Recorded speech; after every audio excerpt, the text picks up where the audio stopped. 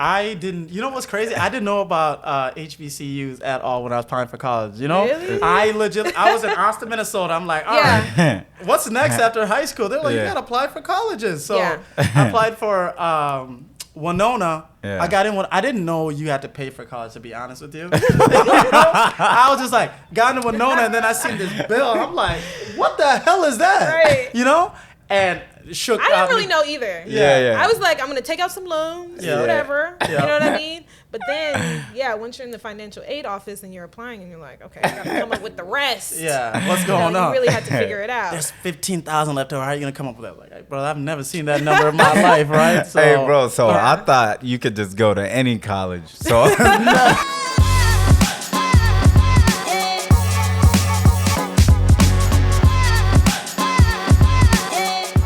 What's up, ladies and gentlemen? It's Guliato Bango Boy. You're now tuned with Edition Podcast, man. This episode, like, I don't even know, 18, 17, 19. We got a very special guest in the building. But before we introduce her, who we got right here, man? Co-host, what's popping? Akeem Macway, man. We here. What do you always say? The biggest? The biggest? Yeah. We're going to retire that one. Why? I don't know, because I'm starting to see a lot of people use it, that's all. Okay, gotcha. But yeah, I got a very special guest, as I was telling you guys. Jamila is in the building. How we doing? Hey, I'm good. So excited to be here. Yeah, we'd love for you to be here. First of all, I've been trying to get a hold of her for a while now. We've been messaging back and forth. Yo, can you do the podcast on Monday, on Tuesday? Then she'll hit me back 3 days later like, oh, it's gone. I was like, Hollywood, what's poppin'? What are you doing? Is it the manager you're talking to, or? I don't know. I don't know who I was talking to. So No, I'm just not the best at Communicating. DMs, like keeping up with DMs. Yeah. I'll be sitting there thing is green light. I know she's online. Let me message her. I know she's here. So Yeah. But man, she does a lot of things. I don't even know how to categorize you. Right? Yeah, It's yeah. She is a lawyer. We got yoga instructor, MS.Black USA, entrepreneur, and just I don't know what else. Mental. You do a lot of veganism. You know, holistic health. Aww. Everything. That's so sweet. That's awesome. I try. I have a lot of interests, so. Yeah. How do you balance that? You know, it's difficult to balance, but I guess you just prioritize. You know, I look at the opportunities that are in front of me and what I want to accomplish in the future, and so I kind of prioritize and strategize based on that. Okay. Yeah. Go ahead. I was going to say, like, all those things, is it the one that makes you the most money? Is it the one you do more, or, like, how do you Definitely pay? not the one that makes me the most money. Oh, okay. At all. I mean. So how do you prioritize, like, which one you're going to focus on? Well, so I guess I started off the law route. Okay. And I was focused on that. And I was trying a lot of different things within the industry. Yeah. Thought I wanted to do entertainment law. Yeah. Ended up in family court. Enjoyed family court, but then got burnt out. Yeah. But like in between that time, I was like, I'm interested in modeling. I'm interested in pageants. Like, how do I balance being creative and also like pursuing this career? And I found myself definitely like finessing and finagling. Yeah. You know, like during I guess the pandemic, having a little more flexibility in my schedule. So taking those opportunities to maybe go to a casting call or something during my lunch break. Yeah. You know, stuff like that. Were you working from home doing that? Yeah. Okay. It's like, okay, that's what's up. Yeah. I work from home too, so I know exactly what you're talking about. Damn. So where do we even start? Do we just give the beginning, go all the way back? We're gonna rewind back. So give us like, where were you born? Where are you from? You know, give us like that whole story, and then we're just gonna build up to where you are now. Yeah. Well, so I'm from South Minneapolis. South Side. Yeah, right around here, Lake Nokomis. Okay.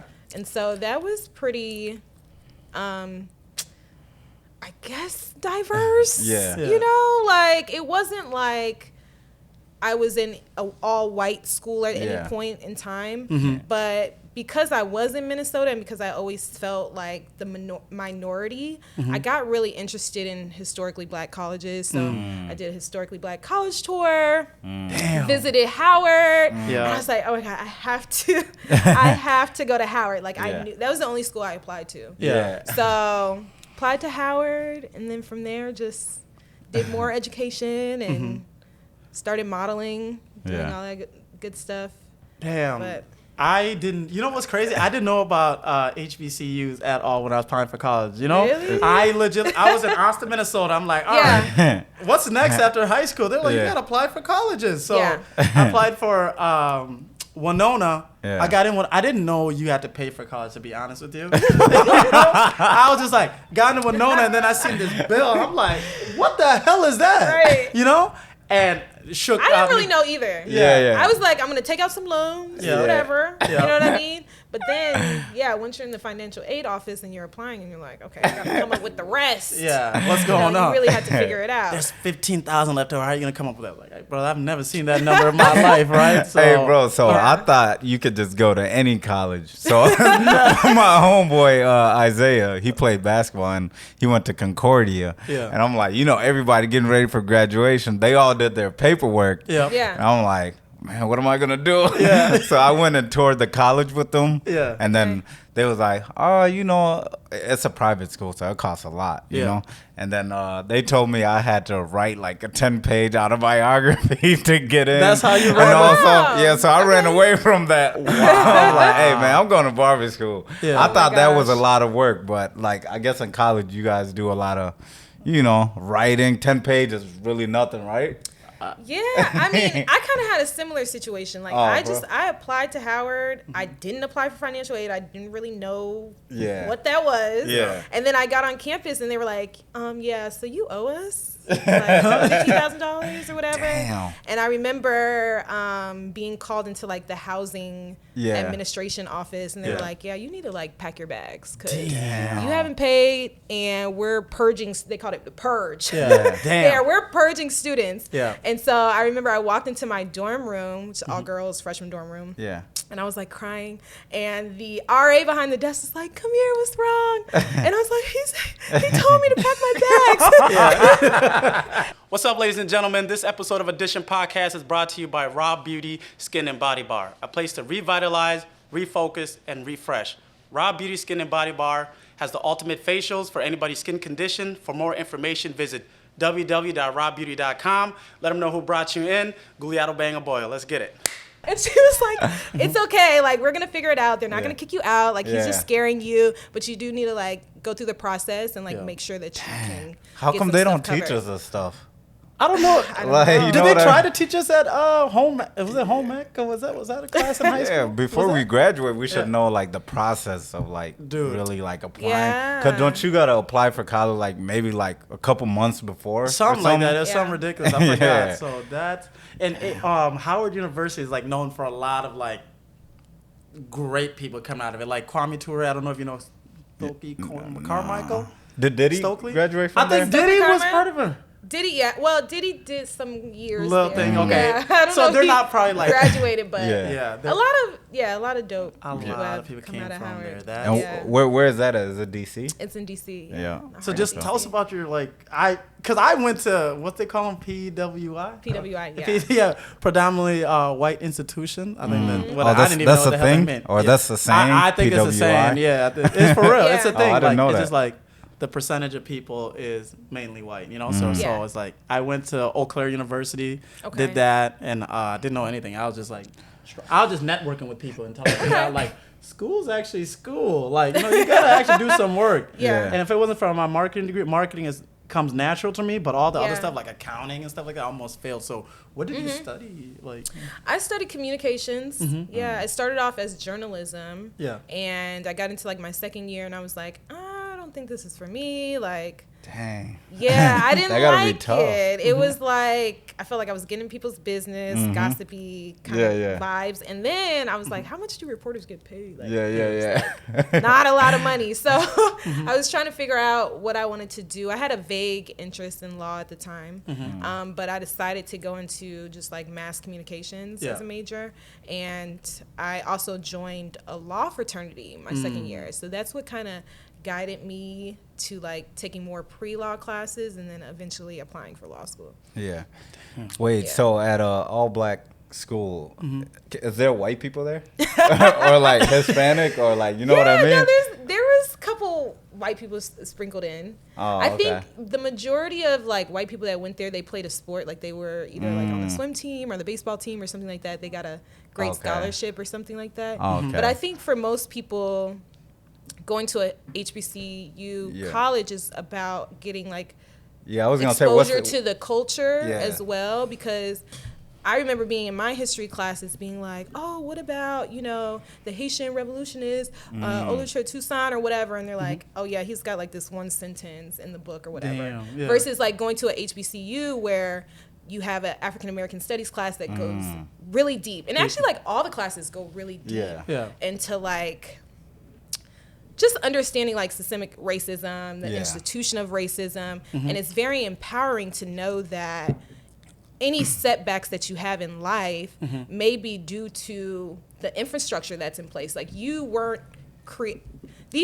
this system wasn't necessarily created for you to thrive. You know what I mean? So having that understanding really helps you like continue to like push along and like just look for inspiration and role models from other people, So do you think that's like the benefits of going to a HBCU school, like having Black like teachers and being around a lot of Black folks? And absolutely. Is that so? That's probably like the main benefits from it? Yeah, like it gave me a lot of confidence. Because I could see other Black lawyers, other Black successful people, and so easier to network and everything. And I always say like I'm not sure I would have had the confidence to apply to law school had I went to a PWI, because it probably would have been a little more like, I don't know, just isolating in some ways that kind of prevents you from excelling. Yeah, that makes sense. No, like she's right. I think like you gotta see somebody that looks like you in a place to see if you can like actually achieve whatever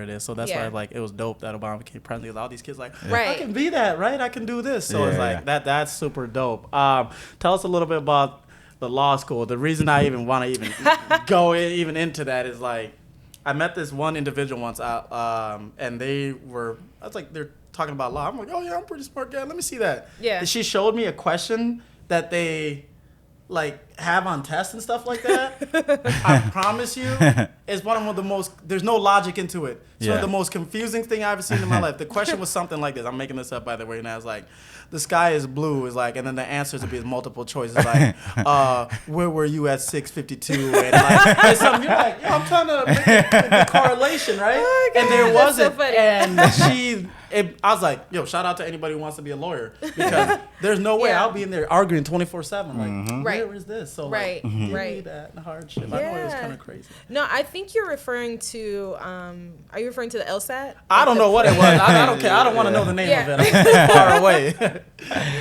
I mean, it was pretty darn difficult, and I don't know if I was truly prepared for it, but you just keep going and you figure it out along the way, and then you have like a support system in place. I mean, for me, I didn't have that many friends in law school. Like I was one of, and there was a little bit of culture shock, right? Because I went to from a historically Black college to a PWI, University of Georgia School of Law, where I was the only like one of like 13 Black people in the school. You know what I mean? And then so I'm like, okay, this is different. And I'm adjusting to that, and then adjusting to the workload was just like a lot. So I could just tell, man. Y'all books is probably this big. It was very stressful. It was it caused a lot of anxiety. It caused a lot of just not doing self-care and like taking care of yourself, and making time for fun things. Like like for 3 years, none of that. So you ain't get to enjoy the the brunch on Sundays, because DC is known for that stuff. So you ain't really. Yeah, I mean, when I was an undergrad in DC, I definitely did all of that. But when I moved to Georgia, so it was in Athens, Georgia, which is like a college town, like a small college town. Oh, okay. So it's like bars, and that's pretty much it. Like bars and restaurants. That's all we had, But Atlanta was like an hour and a half away. And I had friends that went to Emory Law, so I would go there some weekends. But Yeah, I still haven't went to Atlanta, man. Yeah. So how do you manage, that stress? Because there's a lot of stress, and something about you mentioned, the self-care aspect, stuff right. like that. How'd you manage the stress? Because I promise you, I couldn't do it. Right. And also, is that how you got into like the mental health? Definitely, stuff? yes. Because like from experience, was the opening for that, right?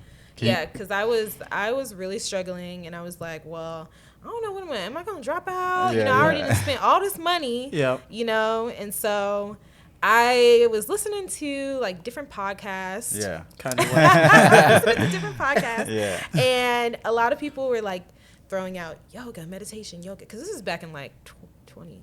This is kind of before it really got popular. Yeah. Okay. But people were just starting to throw it out. And I'm like, I'm hearing this a lot from like really successful people.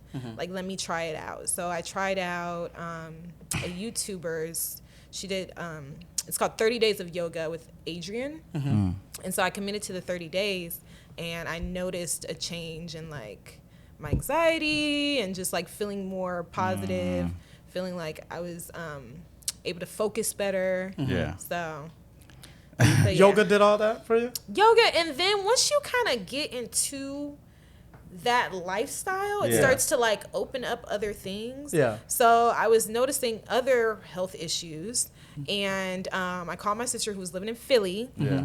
They all about, vegan and all this kind of stuff or whatever. Yeah. And she was like, you got to read this book called Sacred Woman by Queen Afua. I always talk about this book. Yeah. Because it really changed my life. Yeah. And she talked about like taking meat out of your diet, taking dairy out of your diet, incorporating more fruits and vegetables, incorporating herbs. Yeah. And so once I started doing the yoga, I started looking into that more, and that kind of transformed my health, I would say. Yeah, I would say like in my mind, yoga was always like putting your leg behind your back, like putting both legs and like doing all these like crazy like positions and stuff like that. So I was always scared. I'm like, nah, I'm not doing yoga, bro. Gotta go get this long mat, like I was always scared of yoga because I was like, this is crazy. But you said there's like beginner level, like different stretches you can do and stuff like that. Such beginner level stretches and sequences and stuff like that. And I guess you have to look at like the reason why you're doing it. So for me, I was like, well, they say this is gonna make me feel less stressed, so this is why I'm doing it. I'm not really looking to, I wasn't like trying to exercise or anything like that. But then as I learned more, I found more active type of sequences and core power type stuff. But I love yoga.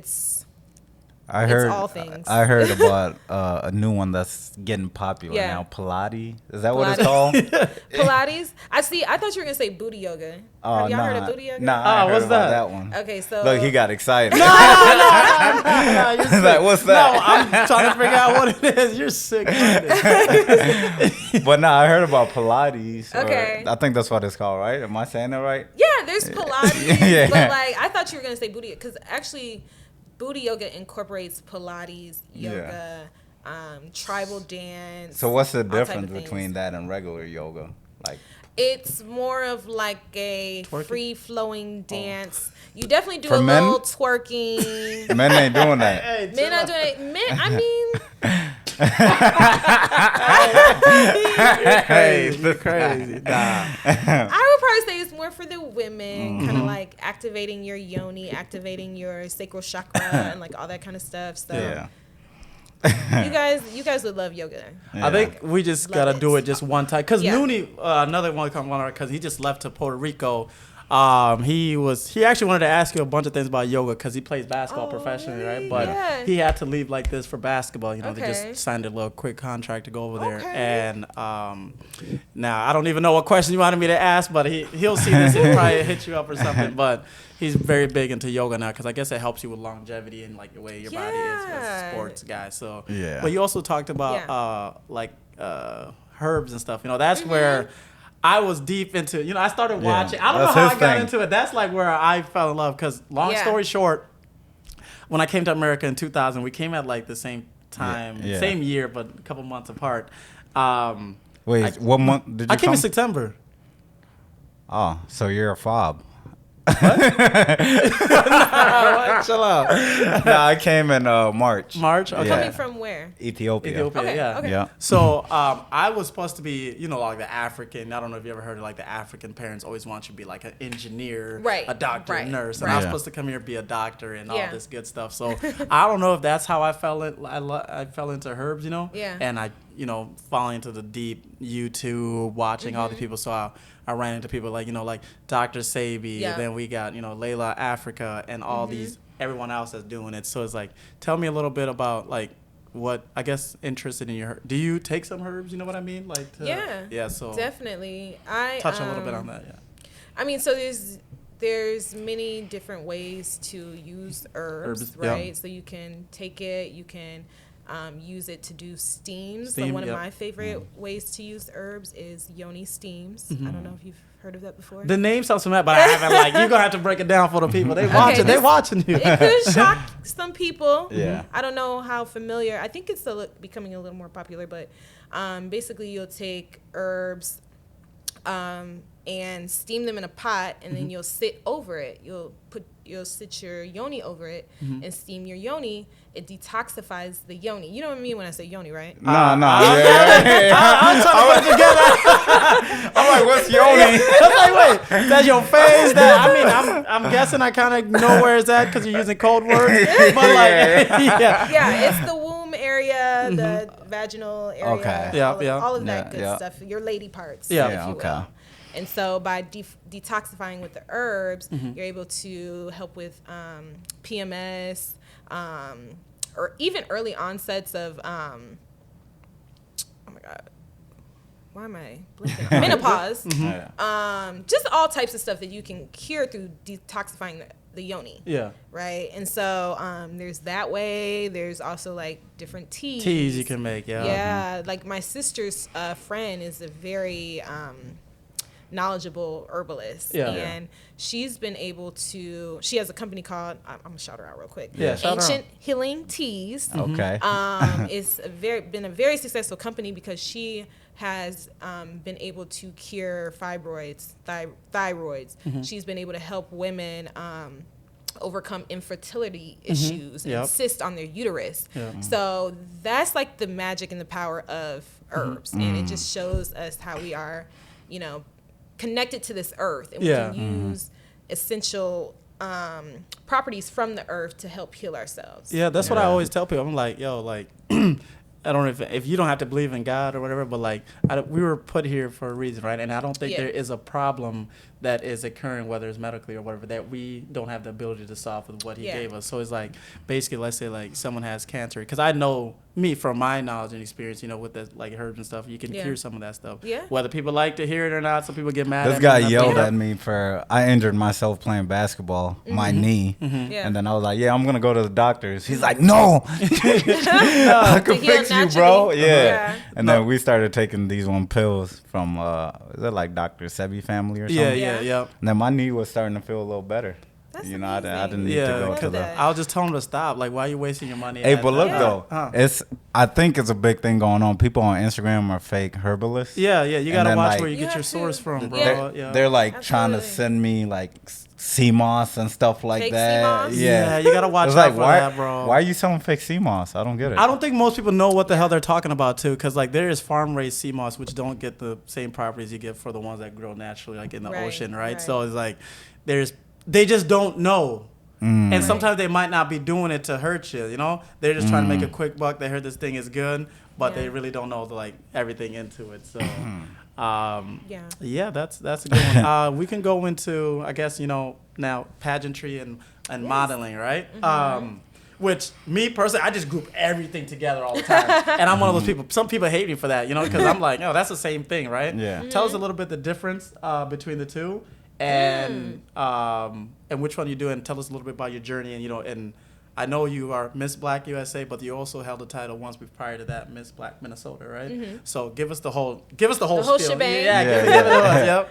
Well, okay, so modeling. I started modeling actually when I was like 12, 13. I went to Barbizon Modeling School. Yeah. And I really got like even though people were like, I don't know know if you have to go to school.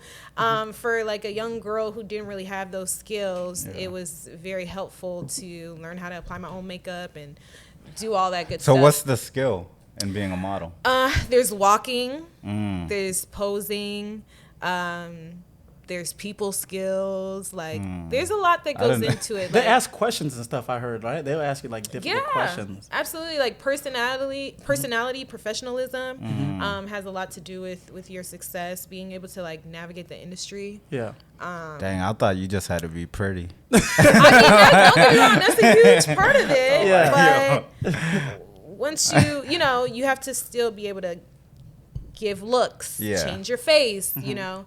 So I was a big fan of America's Next Top Model growing up, watching Tyra Banks. Yeah. And that's where I really learned like modeling is like, there's a lot to it. Yeah. So did that when I was little, but stopped because I was playing basketball and I was like, I can't do both. Yeah. And then went back to it during law school and was doing a lot of like trade for print type photo shoots. So literally like either I would contact a photographer would contact me and say, hey, you want to do a shoot? And we kind of come up with like a look or like collaborate on like, okay, this is the kind of like idea that we want to do. So it involves like a very creative element about like what you want to push out into the world. And also like whatever you're trying to sell, whatever. Yeah.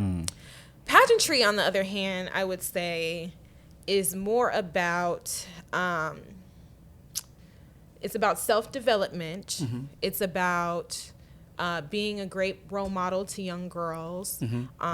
It's about having a platform and something that you're passionate about, a social issue that you would love to speak about at different events. And so that's kind of more so pageantry. Okay. Although they go hand in hand, right? Because as a pageant queen, you have to do a lot of modeling.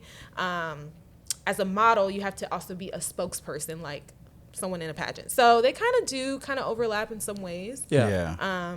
But yeah.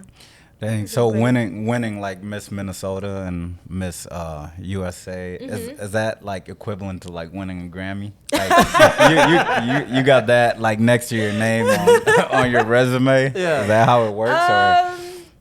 Well, okay, so that's a layered question because there are like different pageant systems. So if you win Miss Universe, that to me is equivalent. That's like up there, or Miss World or something like that. That's equivalent to like winning a Grammy. Miss USA is another very popular pageant system. MS.Black USA is a newer pageant system, although it has been around for 50 years. But it's a pageant system that's dedicated to uplifting women of the Black diaspora. So with that being said, in our society, this pageant hasn't been, I guess, promoted as much as other pageants or as mainstream as other pageants. But for me, it was about like personal development and like pushing myself to get out there and like be able to do stuff like this. So it all depends on what you're looking for out of pageantry. Damn, that's tough, man. I don't know, because they gotta. Metro was telling me like, y'all gotta answer something like, what would you do if on stage question? On stage question. If you can't, they want to. They want to see like how can you answer yourself, these things. So damn, you gotta be on point. What's the hardest question they've asked you and on stage? Where you was like, damn, I gotta make something up. Well, so while you're on stage, they only ask you one question. The question I was asked it was something about how do you feel about immigration policy or something like that. And I was just like, what? I mean, I didn't say what, but in my mind I was thinking, why the heck are y'all? I wasn't prepared for this. So kept it nice, short and sweet. I talked about, us as African Americans being immigrants and how the system of immigration hasn't really changed that much because in this country, basically, immigration is whether or not it's going to profit us. That's how we view immigrants. So I expanded on that question a little bit. Didn't get too deep because that's another thing about pageantry is like can't get too. You want to be relatable at the same time. So it's not really necessary to go into a whole like dissertation. But yeah. You gotta keep it short. Okay, gotcha. So for someone that's looking to walk in your footstep, you know, like you know, the lady that messaged me, what are the necessary steps first that someone should like prepare for? What should they be looking for? You know, that might surprise them. Yeah, I mean, so you mean as far as like modeling? Like, what lane? You know, what lane you talking about? Not lawyer. You know, I'm talking about the pageantry, you know, and being involved in, you know, those type of events. Like someone that's brand new, that's like, oh my God, what am I doing? You know? Yeah. So start with your why, I would say, and that's gonna kind of point you in the right direction as far as what pageant system you want to do. You know, so like. I really wanted to do MS.Black USA because I was really passionate about Black people and that being a part of my platform specifically. And so, but other people, they may say, hey, I want to do Miss USA because I want to, or Miss Minnesota USA because I want to show people what, you know, diversity looks like in my city, and you know, I want to connect with all these people and have a bigger platform. You know, so it all depends on what you're looking for, but at the end of the day, I would say like definitely just get some practice like walking, get some practice going through questions. I worked with a pageant coach. Her name is Faith, so you can look her up. She's probably the best pageant coach in Minnesota. And she's affordable, so she really helped me a lot along the way, answering questions, picking out there's things I would never thought about, right?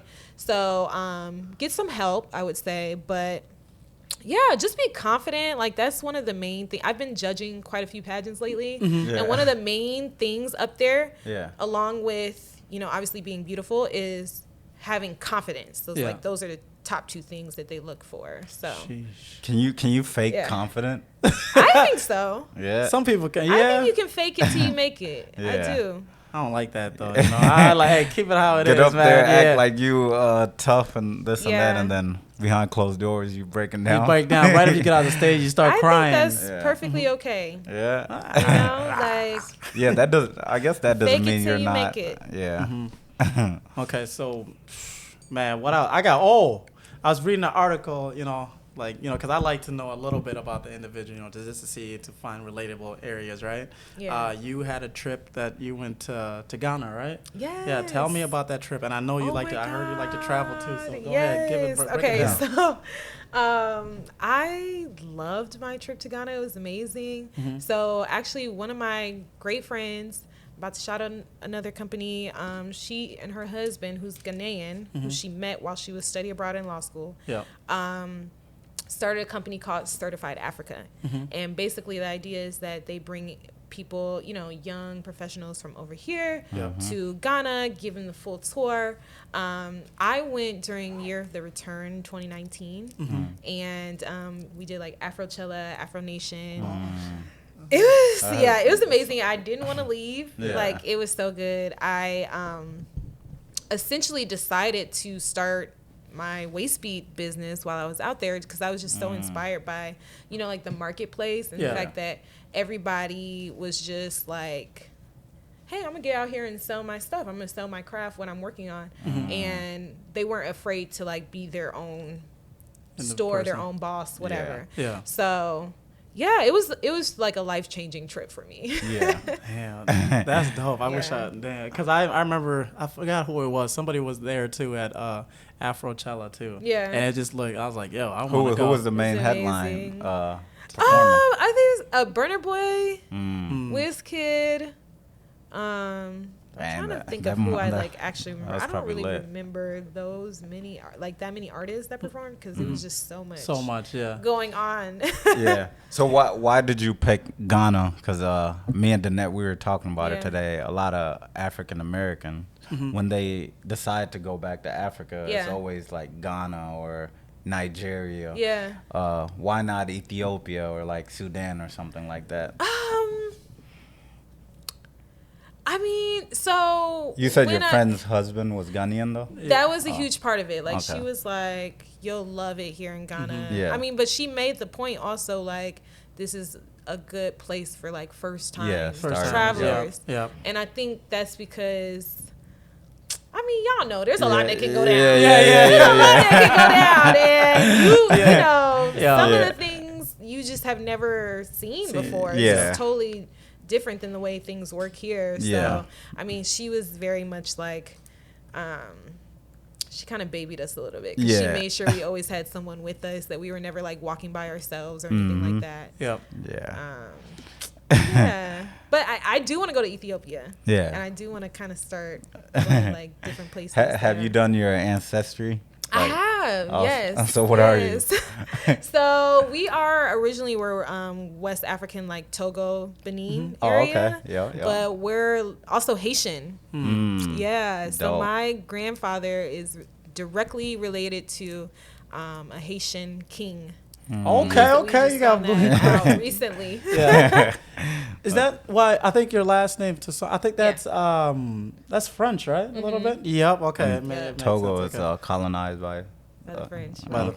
Francais. You speak a little French or no? I don't. I wish. You know any other languages, or just one? Just one. When I did go to Paris, I felt like I was picking up on it, because you know they don't really speak English. Like, they're like, you don't speak this French. You know, you have to learn. Otherwise, you're not going to figure out what you need to figure out. So you were just visiting Paris just like for fun? Oh, wow. Yeah, what's some other dope places you went to? Cuba was interesting. It was amazing. Yeah. Beautiful. Where else? Been to Jamaica a bunch of times. Okay. Yeah, Jamaica's pretty dope. You just came from Jamaica, like, was it? Yeah, it was 2019. Jamaica kind of reminded me of Africa a little bit. Yeah, you know, the people are so lovely over there, and definitely. everybody's friendly. I get so mad when like y'all go on those trips. I'm like, man, because I want to go back to like see like the fruit stands, you know, the people on the side of the road with like, I want to eat it. Coconut water, you know, the coconut water you buy in the box. I want to get it right from the coconut. Right. Yeah. Come on, why can't I have that? I was eating sugar cane on the side of the street. So you get that real feel. And that's why I tell people, instead of going to like Mexico, go to Jamaica first. So you can, especially if like you're a black man, you know, over there, like, they treat you like they're kind, you know? Yeah. And then where in Mexico, like in Mexico, you got to know Spanish. You got to, you know? Yeah. It's different. I think, was it Jamaica that was given the land was given by the Ethiopian Al Selassie, whatever, how do you pronounce it? I don't know if it was given. There is a connection there. I think because I was selling praise Haile Selassie. Because I guess like it didn't rain there, and then when he touched down, it started. Yeah, and when it touched down, it started raining. But I think that land was given to them, or something like that was given to them by that. Do not quote me on this. Fact check me, okay? So that's crazy. Now, what's next for you? So like, what you got coming up? You know, I actually don't really know. Which is not a bad thing to do. I don't really know. So I currently work for a co-working space for Black and brown women, self-identified Black and brown women.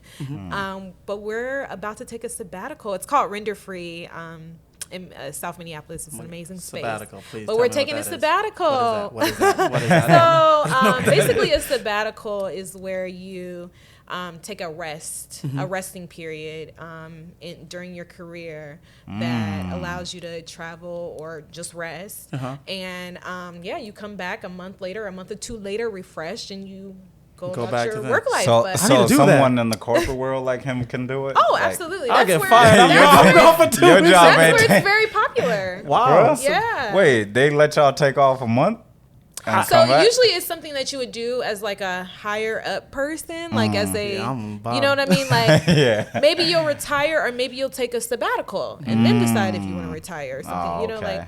So damn, that's what we're doing for the summer. When does it come? When is it? June? Starting June. June. Yeah. Where you going? I guess sabbatical. Or you just stay here, be here. You're just not. Yeah. So you're not working at all, like no modeling stuff. I'll be doing. No, so you're still working. Okay. So you still gonna be stressing. Oh, I'm gonna be like, the next thing I would really love to do. I don't know if I told you about the speed dating event that I. Oh my God! Yes, I saw that because somebody was bringing it up because I was like just talking to people just randomly. That's great. I think that's the. Really? Somebody brought it up? No, the noise was here right now. It's the guy on the timeout. Right across the street is like a nursing home, and there's an individual. He's got like a what is it called? A boombox? No, what's the machine thing? What is it called? Wheelchair, the moving one, right? Yeah, and he's got a boombox in the back.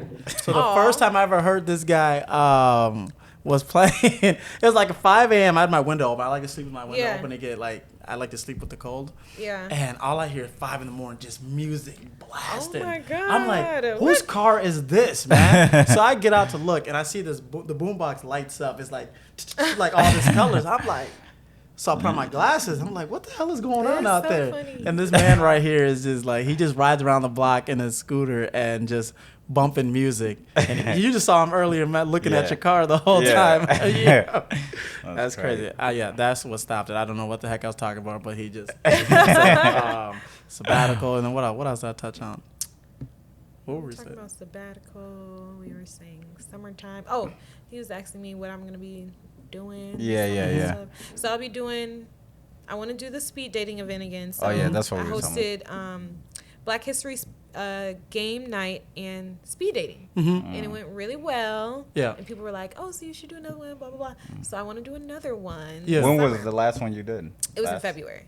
I knew it for I saw. No, I swear to God, I saw it. It was on IG, right? Somewhere. Come. I swear I saw it on IG. Why didn't you come? I couldn't do it. I was. He lives in a house with two other guys. I think Terry was the one who showed me.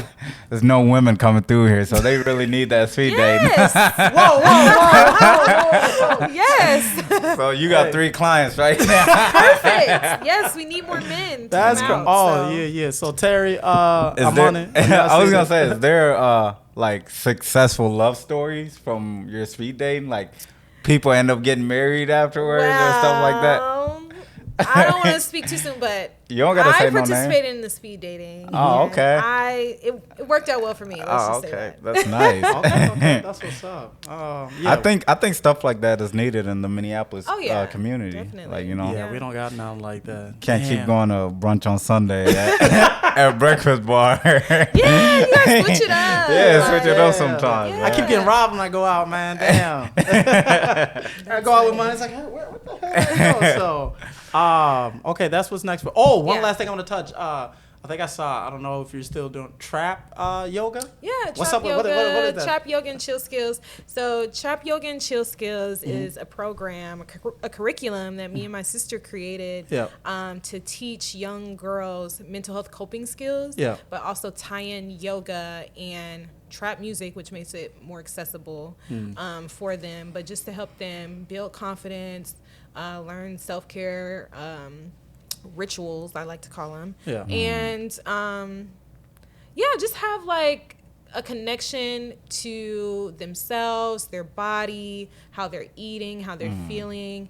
And then for us, me and my sister, to mentor them as girls that grew up in South Minneapolis, so that's something we're working on this summer as well. I was going to say, is this like the type of mentorship you wanted or needed when you were a young child? Is that why you're so active? Well, mentorship that I had. Oh, and you that had I it, am very, I feel very blessed and lucky. I mean, mostly it was through basketball. Just older girls, like coaching our basketball team and stuff like that. And yeah, just having just really good role models. I'm like, okay, I have to pay it forward because a lot of our girls are, struggling with different things. Oh, yeah, you went to D. LaSalle too, man. I did go to D. LaSalle. I never got to face them, but my the years after me, every year at the championship game, they won 6 in a row. 6 in a row, yeah. So the three or four of them was against us. We were getting spanked because they had Reed Travis, Jarvis, and all them just all D1 dudes. Yeah. And we just had a couple of some guys played D2. Yeah. A couple one went D1 and stuff like that. But yeah, when I played, we won the championship every year. You know what's crazy? It's not fair because they recruit all the cold black kids from the south side, the north side. They come over there. So you want to win? Come on. You want a scholarship? Gotcha. Okay. So from this interview right here, unless there's something else that I didn't touch on that you would like to express to the people, is there something I didn't touch on? No. I think okay. From this interview so far, someone that's watching, what should be the takeaway for the individual watching this? Really just be your authentic self.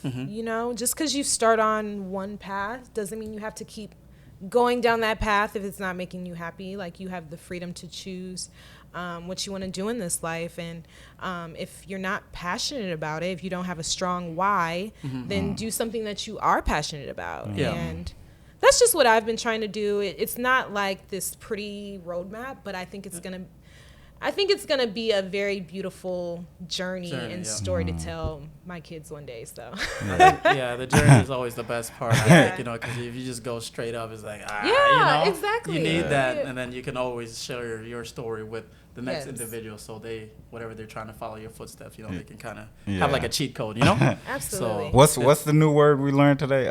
When you take a month off. Oh, sabbatical. Sabbatical. Hey, I'm about to sabbatical from the shop. I'm gonna stop cutting hair for a month. Listen, y'all, if y'all don't see me back on my teams, y'all know what happened. Hey, I'm turning that laptop off. Oh crap! Before we even close it out, Ametra hit me up, yo. She's a recent grad from Winona. She lives in the Rochester area. There is a Miss Minnesota coming up here in May 28th through the 29th in Burnsville. Just wanted to I'm going to put a little flyer there. Chris is going to help us out. It's going to be right here. She's going to be in it. If you guys want to support, feel free to go watch. I'll probably be there in attendance. Audition Podcast is always support. Yeah, that's about that. Any last remarks, buddy? Nah, that's it for me. What'd you say? The biggest. All right. You guys have a good one, man. And Jamila, thank you so much for coming through. Appreciate it. Thank you. Yeah.